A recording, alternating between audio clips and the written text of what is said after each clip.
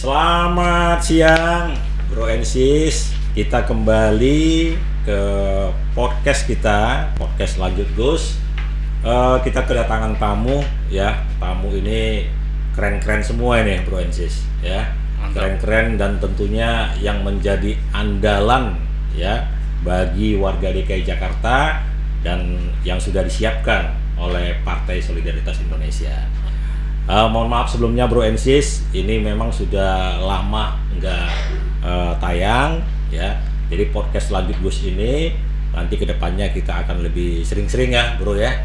Bisa menyampaikan info-info yang lebih berharga, bermanfaat bagi warga DKI Jakarta. Jadi tamu kita kali ini Bro and Sis ya, ini sudah hadir. Ada di sini Bro Martua Panjaitan. Horas. Nanti dijelaskan ya bagaimana identitas dan juga saat ini apa kegiatan dari Bro Martua Panjaitan. Siap. Kemudian juga yang tak kalah kerennya ini ya Bro and Sis, ada tamu kita juga ya. Bro ini adalah Simon Simanjuntak, betul ya? Benar ya? Siap. Nah, beliau ini Bro kita ini orang yang tidak kalah penting, jago karate. Tapi topik kita saat ini bukan mengenai bela diri ya. Amin. Topik kita kali ini adalah bela kesehatan. Bela kesehatan, yaitu kita mau bicarakan mengenai polusi udara. Ya. Siap. Kaitannya adalah bagaimana polusi udara ini kenapa ya menjadi prioritas utama yang merupakan PR ya daripada Pemprov DKI Jakarta. Mungkin pertama kali ya silakan Bro Martua Panjaitan menyampaikan perkenalan ya, singkat saja Bro Martua, silakan Bro. Baik, terima kasih Bro Agus Samunangan, Bapak Dewan kita yang kami hormati dan kasihi atas kesempatan ini. Baik Bro Sis, saya memperkenalkan diri saya Martua Panjaitan, sarjana hukum, caleg DPR RI dari Partai PSI, Dapil 2, yaitu Jakarta Selatan, Jakarta Pusat, dan luar negeri.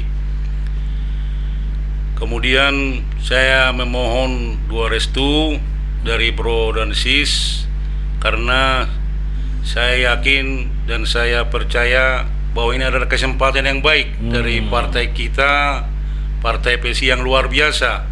Partai yang berjiwa muda, partai yang ingin merubah keadaan kita dari yang kurang baik ini supaya menjadi cerah, menjadi bintang, partai bintang ke depan. Amin. Yang selalu di depan untuk mengadakan perubahan-perubahan, koreksi-koreksi terhadap hal-hal yang masih kurang baik selama ini dengan mengikuti semua edaran dari Bapak Jokowi, Presiden kita yang kita cintai dan kita hormati. Tegak lurus Jokowi. Tegak ya? lurus. Mantap. Iya. Kegiatannya apa ini? Bro, baik, kegiatan saya sebenarnya saya adalah seorang advokat. Ya, advokat karena memang latar belakang pendidikan saya adalah sarjana hukum. Tapi jauh sebelum itu memang kehidupan kita ini sudah sangat berbelit-belit lah dengan perjuangan yang sangat pahit. Hidup merantau dari kampung ke Jakarta ini luar biasa.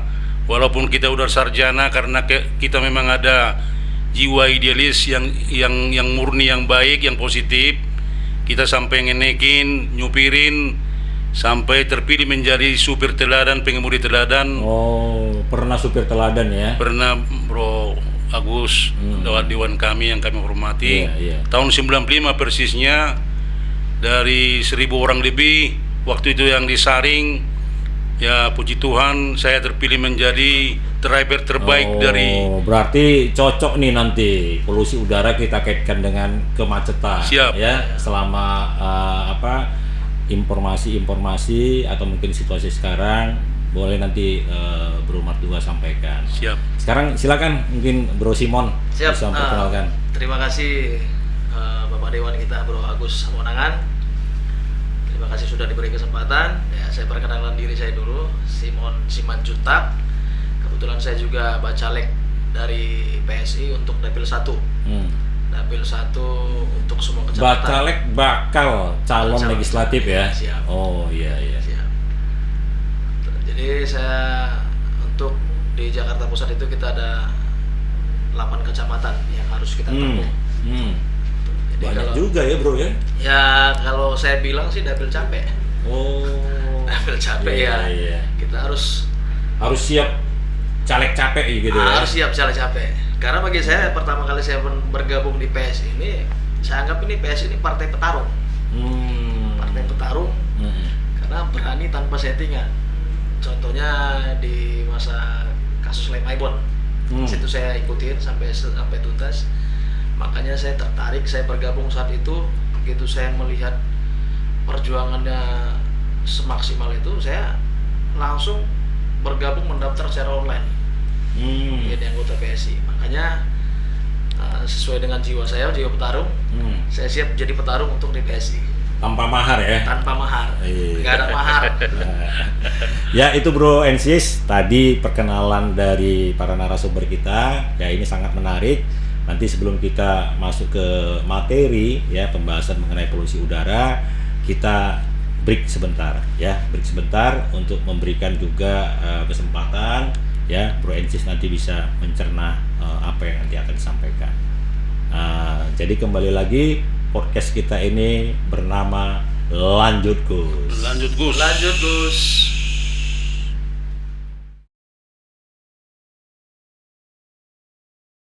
Bro NSIS, kita lanjut pembahasan ya. Ingat podcast kita ini Lanjut Gus. Lanjut Gus. Lanjut Gus. Ya. Jadi Bro Martua dan Siap. Bro Simon, Siap. ini masalah yang apa ya? Yang sekarang ini sangat menyesakkan ya. Menyesakkan artinya kita itu punya persoalan terkait polusi udara. Ya. Polusi udara ini bahkan sudah ada korbannya gitu ya. Ada yang sampai sakit paru-paru, sakit bronkitis, pernapasan. Nah, ini kalau menurut Bro Martua di dapilnya lah ya, Iya. Jakarta Selatan termasuk ya. Siap. Nah, ini memang polusi udara ini sudah parah atau gimana nih kalau menurut Bro Martua dari keadaan sekarang? Ya, baik Bapak Dewan Bro Agus. Memang kalau kita lihat media massa dan semua di dunia maya pada saat ini memang luar biasa keadaan polusi udara khususnya di Jakarta. Bahkan menurut penelitian adalah kita nomor 1 yang paling terburuk di dunia ini. Jadi Juara 1 ya? juara 1 ini, makanya ini Pak Jokowi benarnya Ranking luar juara biasa. Iya. Iya, mengumpulkan semua yang berkompeten mengenai hal ini termasuk Bapak Luhut Binsar Panjaitan juga sampai turun tangan untuk menyelesaikan ini, memanggil ahli-ahlinya, yang anak-anak muda yang berpikir maju segera.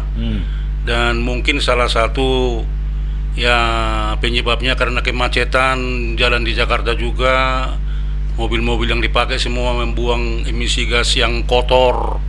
Ya di samping mungkin banyak juga mobil-mobil angkutan umum atau mobil pribadi yang emisi gasnya sudah diambang luar angka di luar ini batasnya. Ambang batas itu Sudah melebihi. Iya.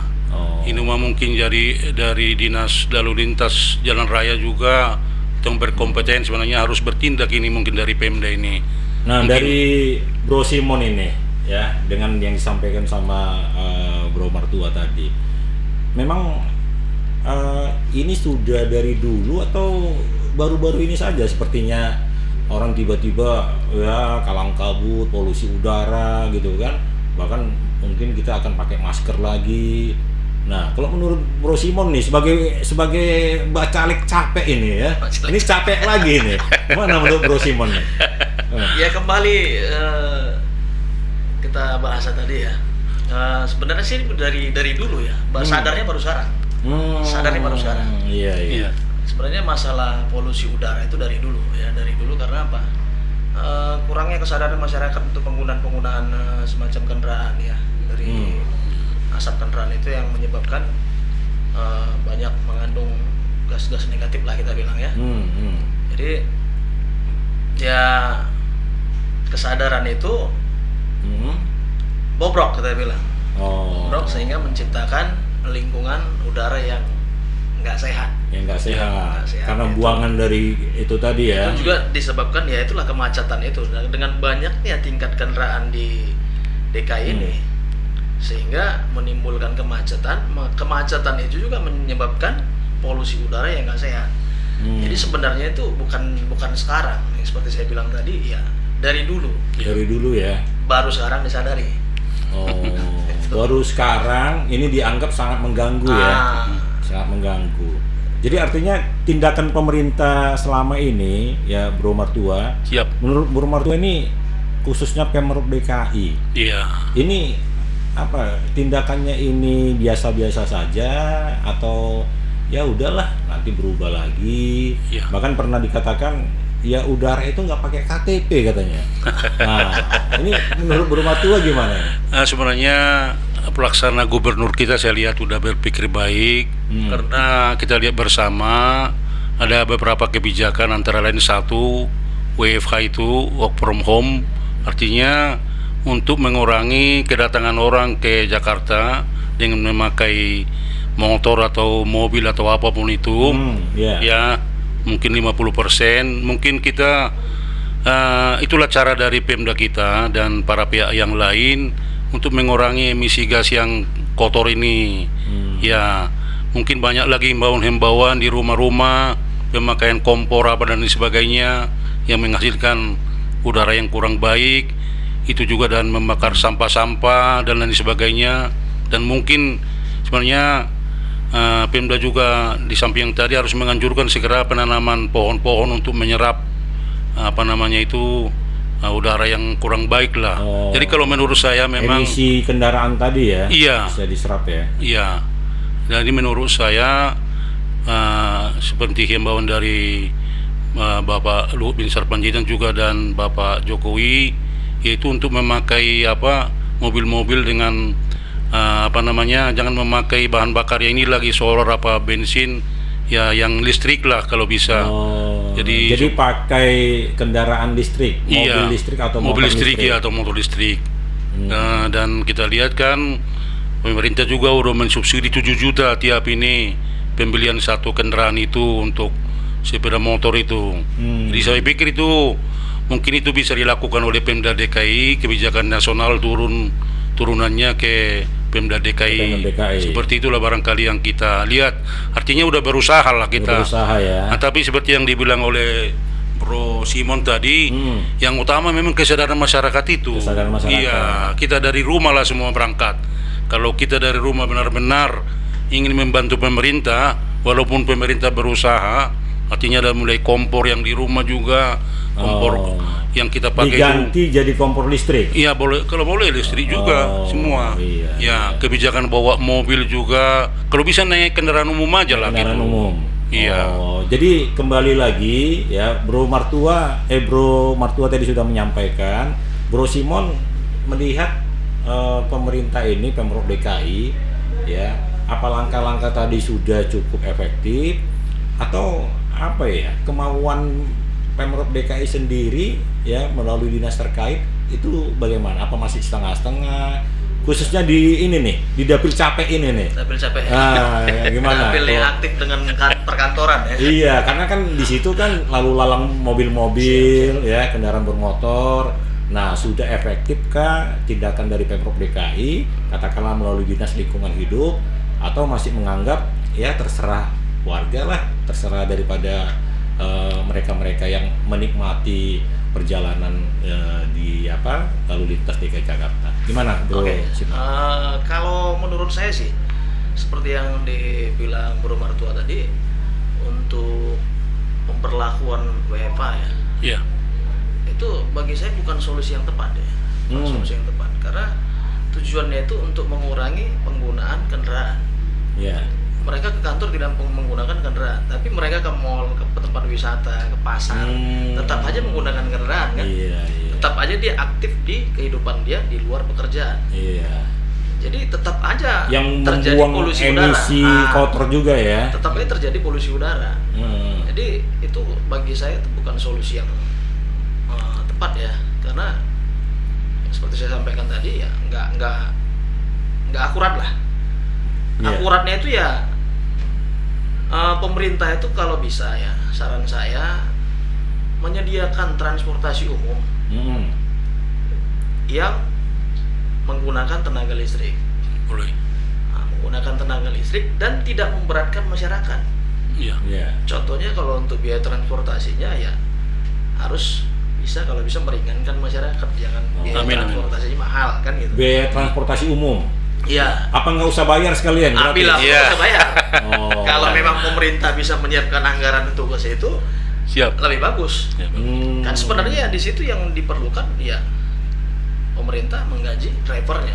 Iya, iya. Untuk masalah pengisian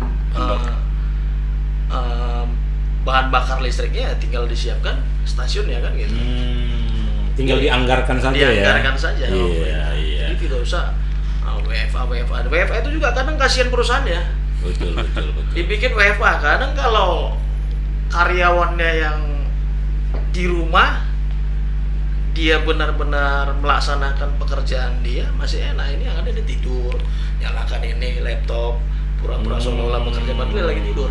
Malah Yang kasihan perusahaannya. kinerjanya malah jadi kinerjanya nggak berkurang maksimal. ya. Satu, Iya. yang kedua menurunkan tingkat ekonomi bawah.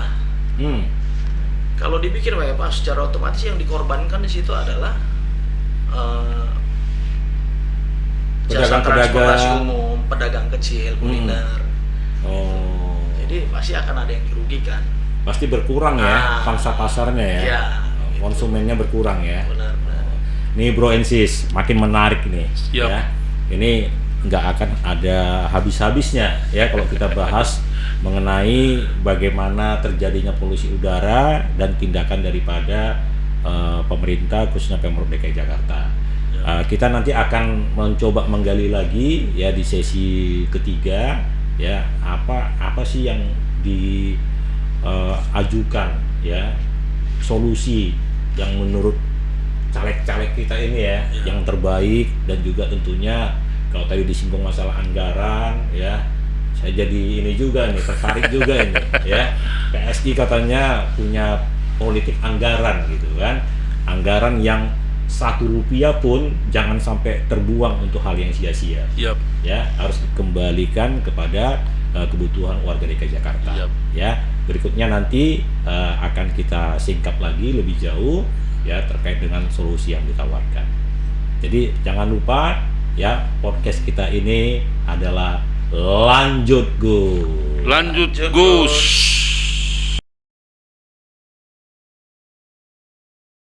Bro and Sis, kita lanjut podcast Lanjut Gus. Jadi tadi kita udah membahas ya tadi terkait dengan polusi udara. Siap. Ya. Ini kadang-kala kan kalau kita menyampaikan masalah-masalah seperti tadi ya kurang pas juga ya kalau kita terkesan kayak menyala-nyalakan ya kan, memojok-mojokkan pemerintah atau Pemprov DKI ya. Nah, ini sebelum jadi dewan ini harusnya caleg-caleg ini ya sudah punya setidaknya pemikiran lah ya. Artinya dalam mengatasi masalah polusi udara ini ada solusi yang ditawarkan. Nah, ini kita mulai dari Bro Simon lah ini kayaknya ini, ya. Boleh. Karena Bro Simon ini capeknya ini supaya punya manfaat lah ya, apalagi ngurusin Jakarta untuk wilayah Jakarta Pusat ya Bro Simon ya. Siap. Kira-kira ini Bro Simon, Bro Simon punya konsep ya atau solusi apa nih yang bisa mengatasi polusi udara? Ya kalau Bro Simon terpilih lah, apa nih kira-kira? Oke, siap. Makasih Bro untuk pertanyaan ini, menantang juga ini ya. Ya. Jadi kalau saran saya sih untuk meningkatkan semua itu menjadi lebih baik ya ya seperti saya bilang tadi aja, meningkatkan kesadaran terhadap lingkungan. Jadi dengan cara masyarakat sama pemerintah daerah itu harus seperti nama partai kita, bro. Harus solid. Harus solid ya. Harus solid. Harus solid. Harus sama-sama ya bergerak ya. Harus solid, harus sehati. Dengan begitu apapun yang kita programkan, apapun yang kita mau lakukan bisa berjalan dengan baik. Jadi di saat kita dengan masyarakat tidak solid, tidak sehati, kita mau programkan yang bagus juga tetap pasti ada kritikan. Ya dalam kehidupan ini yang udah kita lakukan bagus juga belum tentu diterima baik gitu loh. Jadi ya solusinya harus antara pemerintah daerah dan masyarakat harus solid, harus bisa sehati. Tapi yang menentukan anggaran itu kan nanti Bro Simon terpilih selaku anggota dewan. Nah jadi kalau selama nggak solid, anggaran ditahan gitu atau nggak diketok. Ini gimana nih kalau menyangkut ini? Itu ya, kalau untuk masalah jadi anggaran ini sih juga nih, jangan sampai jadi persoalan lagi nih. Benar. Kalau untuk masalah anggaran kita bilang, untuk masalah anggaran kita harus berani mengambil keputusan gimana biar anggaran itu tersalur dengan benar ke masyarakatnya. Tersalur dengan benar. Dengan berbagai program yang kita lakukan dengan nyata, real. Khususnya mengatasi polusi udara ini. Polusi udara dan kemacetan di DKI. Itu. Jadi kalau untuk anggaran kita bilang ya itu sangat sensitif dan memang harus dijaga. Itu amanah, benar-benar amanah. Jadi selain nanti anggaran itu memang disetujui oleh Bro Simon dan teman-teman nanti terpilih di DPRD ke Jakarta, juga mengawasi ya. Harus bagaimana diawasi, pemakaiannya, bagaimana penyalurannya. Harus diawasi karena itu tanggung jawab kita juga. Kalau kita terpilih sebagai ketua dewan ya itu memang tanggung jawab kita. Harus kita awasi. Jadi Bro Simon ini bisa dibuat semacam penyebutan tagline Dewan Polusi Udara ya, atau Dewan yang Dewan Petarung Kesehatan. Peduli Petarung Kesehatan. Dewan Petarung Kesehatan, termasuk jadi kesehatan di masalah polusi udara tadi. Siap. Jadi masyarakat sehat, otomatis Jakarta sehat. Sip. Nah, Bro Martua nih. Siap. Bro Martua kan lebih lebih luas lagi nih. Iya. Jangkauan kalau terpilih nanti menjadi anggota DPR RI ya. Siap. Republik Indonesia. Siap. Ya kan? Untuk mudah-mudahan Tuhan memberkati. Iya. Nah, ini kembali lagi nih. Ini kan skala nasional, tapi kita ambil dulu untuk tingkat DKI Jakarta provinsi, ya. Termasuk tetangga-tetangganya nih Jabodetabek. Iya. Ya, jangan sampai nanti cuman ngurusin Jakarta gitu kan. Iya benar. Nah, polusi udara jadi pindah ke tempat lain. Iya. Nah, ini solusi yang nanti kena serangan balik ya, bisa ditawarkan oleh anggota DPR nanti kalau terpilih. Siap. Di Senayan ya. Nah, apa nih kira-kira nih solusinya nih? Baik Bapak Dewan, Bro Agus Samonangan. Tentu seperti yang kita tahu bahwasanya fungsi dan tugas daripada seorang anggota dewan itu, dan bila mana nanti kita terpilih kan ada 3 itu. Satu, membuat undang-undang. Yang kedua, membuat budget. Dan 3 adalah pengawasan ya.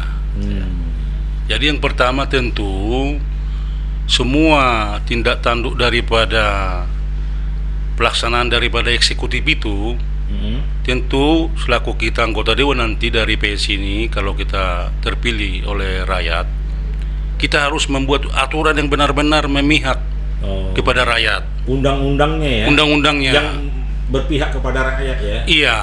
Antara memang ada yang berpihak kepada yang lain, bukan rakyat. Sepertinya kita lihat ada seperti itu. Pasti ada. Pasti ada itu. Itulah yang kita koreksi nanti.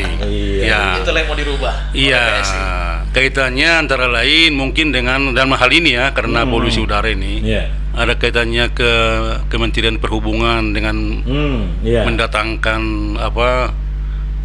mobil-mobil semuanya semua memakai bahan bakar lah. Import ya. Import.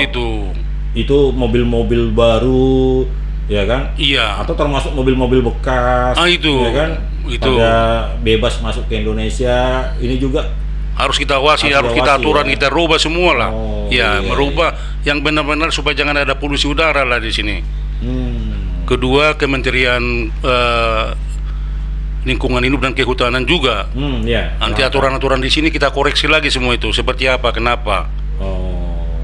Dan bila perlu kan tadi itu anggarannya seperti apa, kalau benar-benar untuk kesehatan masyarakat, ya, itu harus kita anggarkan dengan ini sungguh-sungguh.